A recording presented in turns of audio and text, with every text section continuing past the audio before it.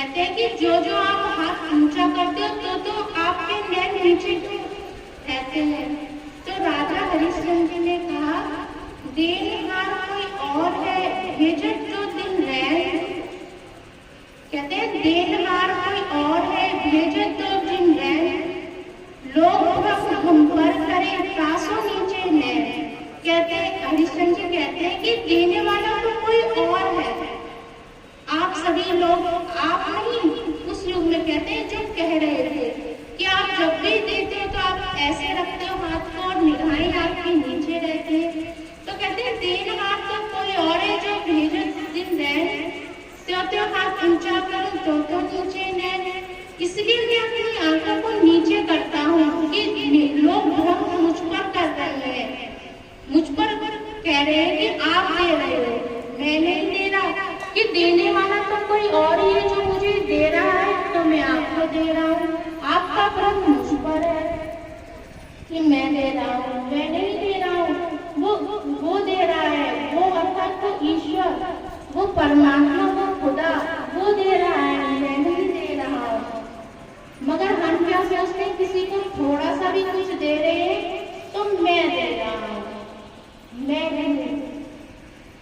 देने वाला तो कोई और है। हम मांगते हैं अपने भाई से, माता से, पिता से, जिससे भी हम मांगते हैं, तो हम क्या मांगते हैं? यदि मांगना है तो उस ईश्वर से मांगो जो सबको देता है, जो सबके लिए बना है और सबको देता है। उस ईश्वर से हम मांगे, ना कि माता और पिता से। ये सब माध्यम है। जब हम ईश्वर से मांगते हैं तो ये सब तो जो भी हमें रिश्ते में बने, ये सब तो माध्यम बनते हैं। देने वाला तो कोई और है जो हमें देता है, वो ईश्वर ही हमें देता है। किसी से हमें मांगना है, किसी और से नहीं। सत्संग में हम सभी आ रहे हैं और सभी हम परमात्मा के ज्ञान को पाना चाहते हैं। उस ईश्वर को सभी हम उस ईश्वर को जानना चाहते हैं और पहचानना चाहते हैं।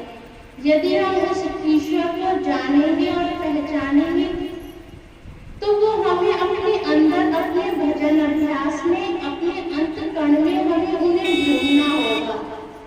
आंखों को बंद करना, किसी भी जो भी ईश्वर का जो भी परमार्थिक नाम है उसको अपने अंदर में सिमरन करना।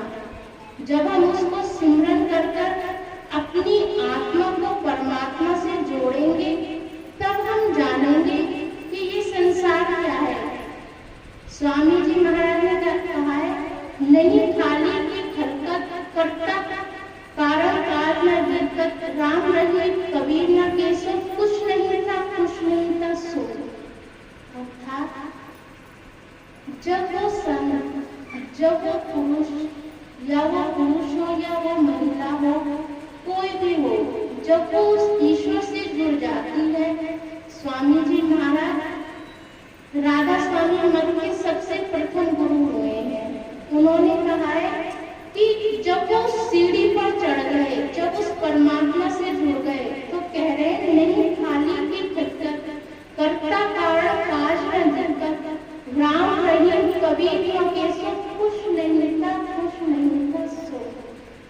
कहने का अर्थ है कि जब वो परमात्मा का भजन अभ्यास करके उस सीढ़ी पर, उस परमात्मा की उस मंजिल पर, उस ईश्वर को जब उन्होंने पहचाना, तो उन्होंने कहा कि इधर तो ना तो राम है, न रहीम है, न कबीर है, न केशव है, वहाँ कुछ नहीं है। कि वहाँ पर कोई नहीं है, वहाँ पर कोई जाता नहीं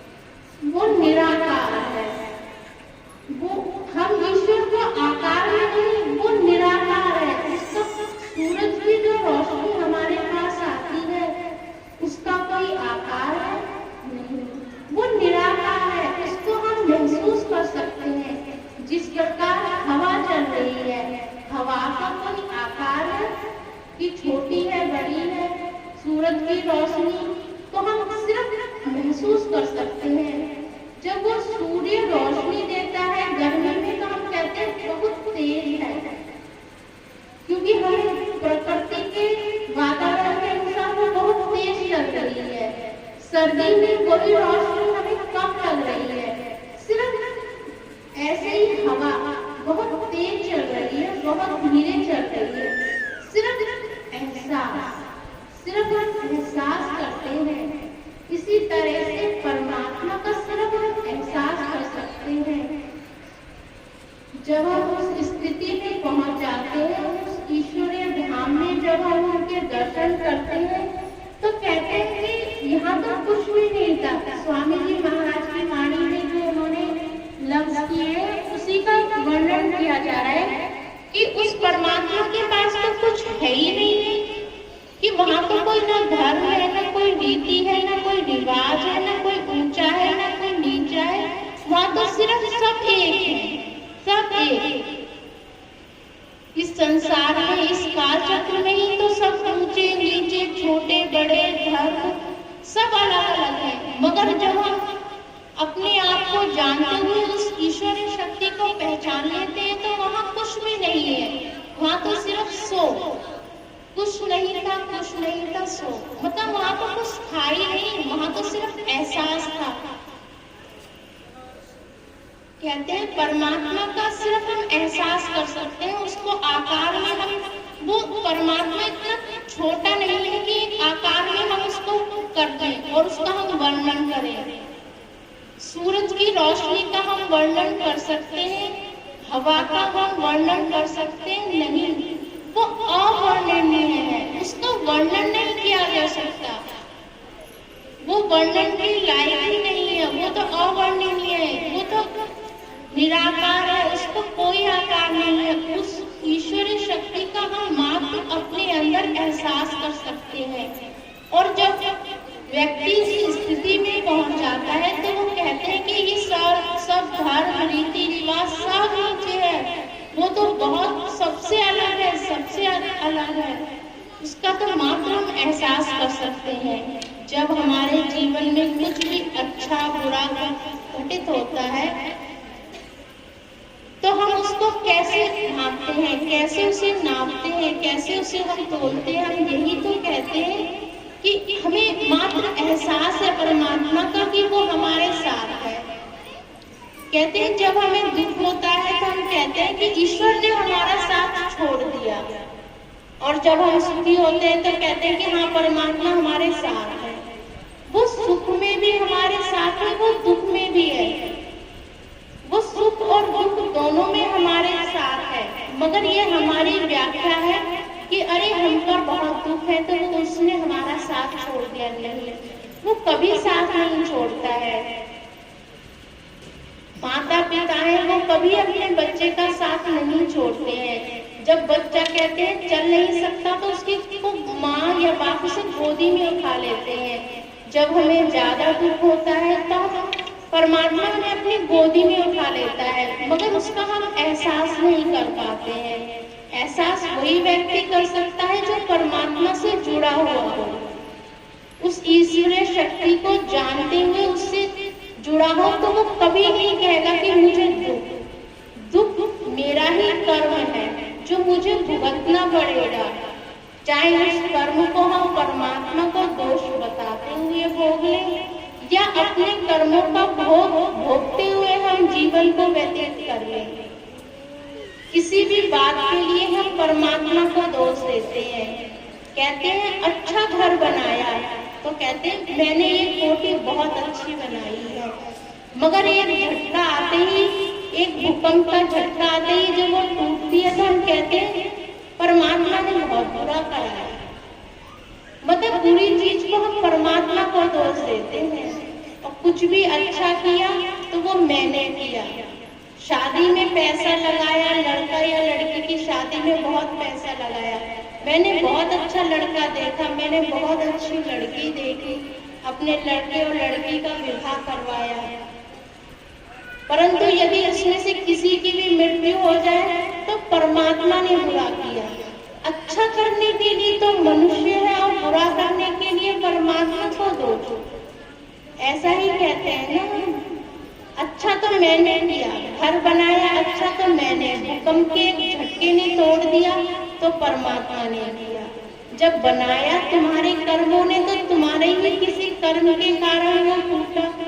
जब इतनी अच्छी शादी में पैसा लगाया, इतना अच्छा वर देखा, यदि उसकी मृत्यु हो गई तो परमात्मा को दोष नहीं। सब कुछ हमारे ही कर्म है जो हमें भोगने पड़ेंगे। इसीलिए हम आज से उस परमात्मा को दोष देना बंद करें। परमात्मा को हम नहीं दोष दें। आज हम इस चोले में हैं, हमने जो भी कर्म किए, आज मैं हूँ, मैं आप सभी से अच्छी तरह से बोल रही हूँ, बुरे तरीके से बोल रही हूँ, मैं जो भी कुछ आपको दे रही हूँ वही आप बदले में मुझे दोगे। यदि मैं आपको एक दूंगी तो आप भी मुझे एक ही दोगे। बहुत से लोग कहते हैं कन्यादान में सोचते हैं कि हमने इसको 10 दिया है, तो सोचते हैं कि अब हमें 10 की जगह 11 तो मिलने ही चाहिए। यही सोचते हैं ना कि जो हम देते हैं उसी की हम इच्छा रखते हैं। चाहे वो किसी को भी हमने कुछ भी गिफ्ट दिया, उसकी इच्छा रखते हैं कि हमने इसको ऐसा दिया तो ये भी हमें ऐसा देगा। यही इच्छा मनुष्य के अंदर होती है, परंतु ये इच्छा गलत होती है।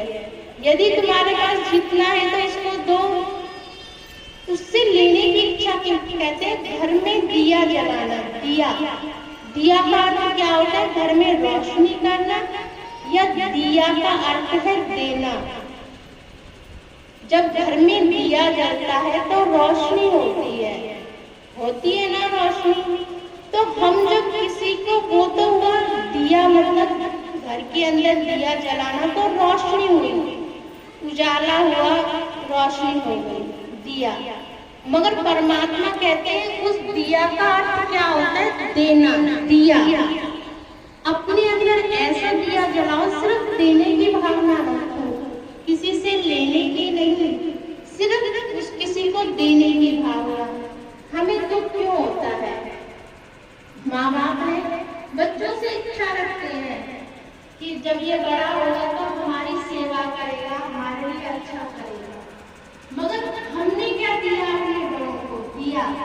उस मंदिर के अंदर जो भी हम अपने घर में जो भी कहते हैं, सुबह का दिया जलाना, शाम का दिया जलाना, परमात्मा उसी दिए का अर्थ तुम्हें किसी और रूप में बता रहे हैं कि दिया। तो हम क्या सोचते हैं? हम अपने बच्चों को सोचते हैं कि वो हमारी सेवा करे, मगर हमने अपने सास ससुर को क्या दिया? क्या कौन सा दिया जला करके उजाला करके हम अपने बच्चों से उस दिया की इच्छा रखते हैं? वही दिया जलेगा तुम्हारे घर में जो तुमने अपने सास ससुर को जो दिया है ना, वही तुम्हें दिया मिलेगा। यदि तुमने अच्छा करा होगा तो तुम्हें भी अच्छा मिलेगा, यदि तुमने गलत करा होगा तो तुम्हें भी गलत मिलेगा।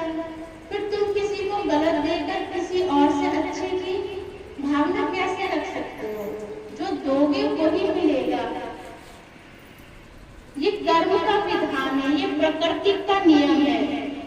हम धरती में कहते हैं एक बीज बोते हैं 100 गुना मिलता है। अब वो देखना है कि एक बीज से 10, 20, 30, 40, 50 बीज हमें मिले हैं एक बीज बोने से। अब वो है कि वो बीज हमने कौन सा बोया है। हम अपने घर गृहस्थी के जीवन में कौन सा बीज अपने बच्चों के बीच में हम बोना चाहते हैं? जो सा बीज हम बोएंगे वही हमें मिलेगा। प्रकृति का नियम है, एक बीज से हजारों बीज मिलते। ऐसे ही अपने जीवन में हम जो भी बोएंगे उसका 10 गुना 20 गुना हमें मिलेगा। अब बोना हमारे हाथ में है कि हम कौन सा बीज अपने जीवन में बोते हैं, अपने बच्चों को कैसे संस्कार हम देते हैं। यदि हम अपने माता पिता के साथ अच्छा व्यवहार करेंगे तो वही बच्चा, वही दिया जो हमने अपने सास ससुर माता पिता को दिया, वही दिया जो हमें हमारी औलाद देगी, जो हमने दिया है। लेना। अब ये तुम्हारे ऊपर निर्भर करता है कि तुम्हें कैसे लेना है, क्या चीज लेनी है। कहते हैं कोई भी बॉल हम ऐसे फेंकते हैं, वो रिटर्न हमारे पास ही आती है। अब फेंकने की देखो, मतलब फेंकने का क्या है कि हमने किसी को क्या दिया। किसी भी रिश्ते के अंदर व्यक्ति ने एक व्यक्ति को दूसरे व्यक्ति को क्या दिया। अब इस मैंने आपके पास भेजा कुछ भी, मैंने आपके पास भेजी अच्छी चीज, और अच्छी चीज मैंने आपको गिफ्ट कर दी और मैं तो मर गई।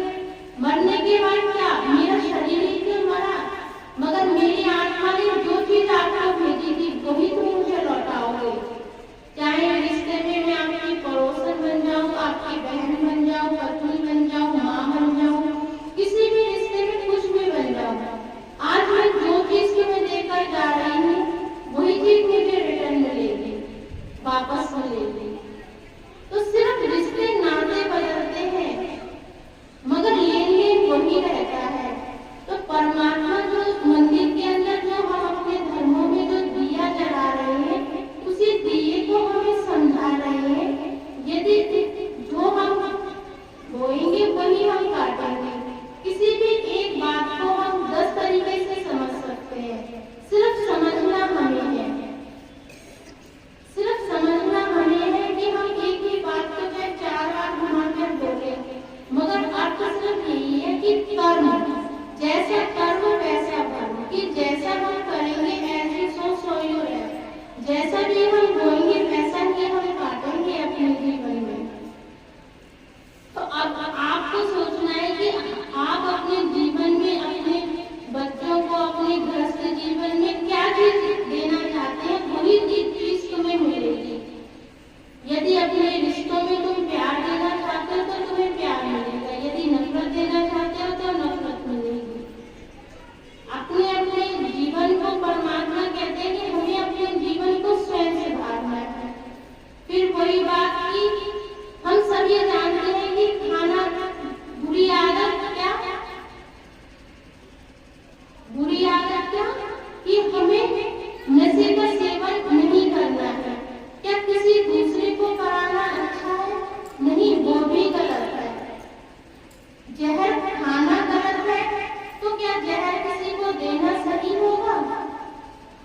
जहर खाना गलत है तो क्या किसी को देना सही होगा?